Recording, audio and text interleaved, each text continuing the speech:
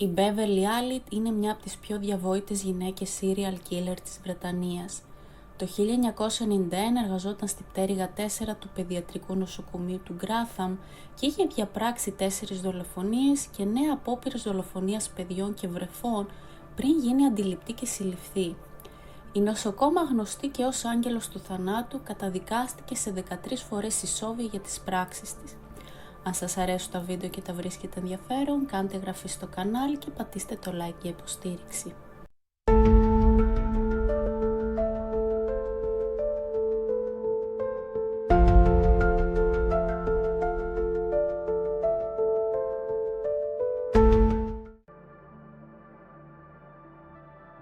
Στις 21 Φεβρουαρίου 1991, ένα αγοράκι 7 μηνών, ο Λίαμ Τέιλορ, εισήχθη στο νοσοκομείο με λίμωξη στο στήθος. Η Allitt έκανε τα πάντα για να δείξει στους γονείς ότι το παιδί τους ήταν σε καλά χέρια και τους έψε να πάνε στο σπίτι για να ξεκουραστούν. Όταν επέστρεψαν, τους είπε ότι ο Λίαμ χρειάστηκε επειγόντως βοήθεια επειδή δεν μπορούσε να αναπνεύσει, αλλά τώρα είχε αναρρώσει. Προσφέρθηκε θελοντικά να το προσέχει και τη νύχτα. Οι γονείς ωστόσο παρέμειναν και εκείνοι στο πλευρό του παιδιού τους. Πριν τα μεσάνυχτα, ο Λίαμ αντιμετώπισε πάλι έντονη αναπνευστική δυσκολία, αλλά συνήλθε. Όταν όμως η Allitt έμεινε μόνη με το αγόρι, η κατάστασή του επιδεινώθηκε δραματικά. Η Allitt κάλεσε ομάδα γιατρών για την ανάνυψή του. Εκείνοι απόρρισαν που δεν είχε ακουστεί ο συναγερμός όταν το αγόρι σταμάτησε να αναπνέει. Ο Λίαμ υπέστη καρδιακή ανακοπή και παρά τις προσπάθειες της ιατρικής ομάδας υπέστη σοβαρή εγκεφαλική βλάβη και παρέμεινε ζωντανός μόνο με μηχανική υποστήριξη. Τελικά, όταν οι γονείς αποφάσισαν να τον αποσυνδέσουν από τα μηχανήματα ακούγοντας τη συμβολή των γιατρών, ο θάνατός του αποδόθηκε σε καρδιακή ανεπάρκεια. Η Allitt δεν ρωτήθηκε τότε για το ρόλο της στην υπόθεση. 2 εβδομάδες αργότερα εισήχθη στο νοσοκομείο ένας 11χρονος με εγκεφαλική παράλυση που είχε υποστεί επιληπτική κρίση.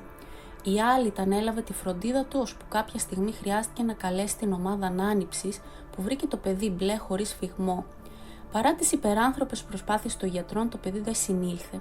Στην νεκροψία δεν βρέθηκε προφανής αιτία θανάτου και αυτός αποδόθηκε επίσημα στην επιληψία. Η ενός έτους Σκέιλι Ντέσμοντ εισήχθη στο νοσοκομείο στις 3 Μαρτίου του 1991 με λίμωξη στο στήθος, από την οποία φάνηκε σύντομα να συνέρχεται. Μετά όμως από 5 μέρες με την Allitt παρούσα, η Κέιλι υπέστη καρδιακή ανακοπή στο κρεβάτι που μόλις πριν 15 μέρες είχε πεθάνει ο Λίαμ Τέιλορ. Χάρη στην ομάδα ανάνυψης συνήλθε και μεταφέρθηκε σε άλλο νοσοκομείο, όπου οι παθολόγοι ανακάλυψαν μια περίεργη τρύπα παρακέντησης κάτω από τη μασχάλη της. Ανακάλυψαν επίσης μια φυσαλίδα αέρα κοντά στο σημείο παρακέντησης, αλλά το γεγονός δεν διερευνήθηκε περισσότερο. Ο 5 μηνών Πολ Κράμπτον εισήχθη στο νοσοκομείο με μια ελαφριά βροχική λίμωξη. Ενώ ήταν στη φροντίδα της Allitt, έπεσε 3 φορές σε κόμμα λόγω διακυμάνσεων των επιπέδων ινσουλίνης του. Μεταφέρθηκε σε άλλο νοσοκομείο και συνήλθε. Την επόμενη, ένα 5 μηνών βρέφος που έπασχε από πνευμονία υπέστη καρδιακή ανακοπή, αλλά σώθηκε από την ομάδα ανάνυψης. Οι γιατροί δεν μπόρεσαν να εξηγήσουν τη μεγάλη αύξηση επιπέδων ινσουλίνης του. Μετά από μια δεύτερη καρδιακή προσβολή εκείνο το βράδυ, μεταφέρθηκε σε άλλο νοσοκομείο και ανάρρωσε. Παρά την ανησυχητική αύξηση περιστατικών ανεξήγητων συμβάντων, όλα με την Allitt παρούσα, δεν γεννήθηκαν υποψίες για αυτήν και συνέχισε την εγκληματική δράση της. Στις 22 Μαρτίου χρειάστηκε πάλι η ομάδα ανάνυψης να σώσει ένα δίχρονο που ήταν στη φροντίδα της Allitt, ο οποίος μεταφέρθηκε σε άλλο νοσοκομείο και ανάρρωσε. Μετά η Allitt έστρεψε την προσοχή της στα δίδυμα Katie και Becky Phillips που είχαν γεννηθεί προώρα.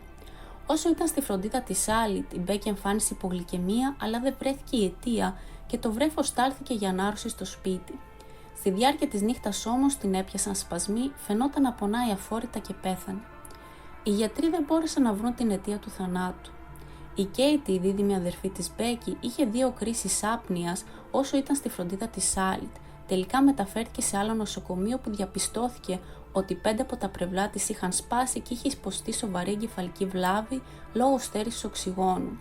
Είναι η ηρωνία που η μητέρα της Kate ήταν τόσο ευγόμων στην Allitt που έσωσε τη ζωή του μωρού της, ώστε τη ζήτησε να γίνει η νονά της Katie. Η Allitt δέχτηκε με χαρά παρά το γεγονός ότι εξαιτίας της το βρέφος είχε υποστεί εγκεφαλική παράλυση και βλάβη στην όραση και την ακοή. Ακολούθησαν 4 ακόμη θύματα όταν η αύξηση ανεξήγητων και ξαφνικών θανάτων και επειγόντων περιστατικών, όλα με την Άλιτ παρούσα, προκάλεσαν επιτέλους υποψίες στο νοσοκομείο. Η φωνική δράση της Άλιτ τερματίστηκε με το θάνατο της 15 μηνών Κλέρ Πεκ, ενός ασματικού βρέφους που χρειάστηκε αναπνευστικό σωλήνα στις 22 Απριλίου 1991. Ακολούθησε έρευνα και σύντομα ανακαλύφθηκε ότι η Άλιτ ήταν η μόνη νοσοκόμα σε υπηρεσία τη στιγμή της κρίσης κάθε παιδιού και είχε ελεύθερη πρόσβαση στα απαραίτητα φάρμακα. Αν και ο πραγματικός αριθμός των θυμάτων της μπορεί να μην είναι σαφής, είναι γνωστό ότι η Άλιτ δολοφόνησε 4 παιδιά, προσπάθησε να δολοφονήσει 3 και προκάλεσε σοβαρή σωματική βλάβη σε 6 ακόμη. Η Άλιτ αρνήθηκε οποιαδήποτε ανάμειξη στους θανάτους και τα επικίνδυνα περιστατικά, επιμένοντας ότι απλώς φρόντιζε τα θύματα. Η έρευνα στο σπίτι της όμως φανέρωσε τις σελίδες του ημερολογίου νοσηλείας από το νοσοκομείο που είχε σκίσει. Παραπέρα έρευνα στο ιστορικό της από αστυνομικούς και επιστήμονες ψυχικής υγείας έδειξαν 2 σοβαρές διαταραχές από τις οποίες έπασχε η Άλιτ.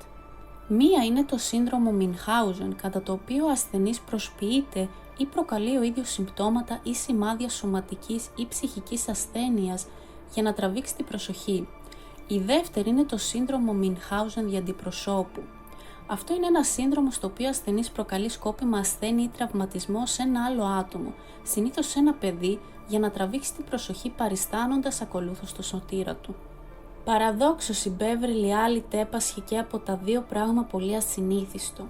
Σε όλη την παιδική και εφηβική ηλικία της ήταν παθολογική ψεύτρα, τύλιγε με πηδέσνους πόδια ή χέρια, ισχυριζόμενοι ότι είχαν σπάσει.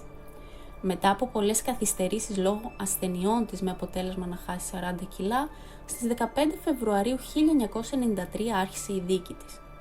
Η ασυνήθιστη συμπεριφορά της και το σύνδρομο Μινχάουζεν και Μινχάουζεν διαντριπροσώπου αναλύθηκαν από καθηγητή παιδιατρική στο δικαστήριο, ο οποίος στο τέλος επισήμανε τη συχνότητα ασθένειάς της, εξαιτίας της οποίας είχε καθυστερήσει η έναρξη της δίκης. Έκρινε ότι η Μπέβερλι Άλιτ δεν θα θεραπευτεί ποτέ και είναι κίνδυνος για όποιον έρθει σε επαφή μαζί της. Η δίκη διήρκεσε σχεδόν 2 μήνες, η Άλιτ παρακολούθησε μόνο 16 μέρες λόγω ασθενείας.